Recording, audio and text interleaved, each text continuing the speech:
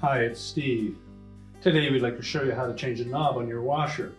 It's a really easy repair. Let me show you how we do it. Now to do this repair, you'll first of all need to remove the old knob if it isn't already.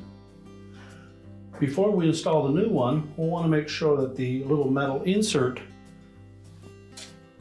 that is in the knob is not stuck on that shaft.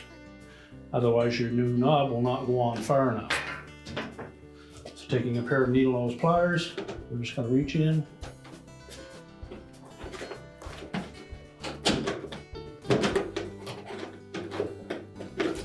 and pull that old one off. Line up the flat spot on the new knob with the flat side of the shaft. Press it firmly into place, and your repair is complete.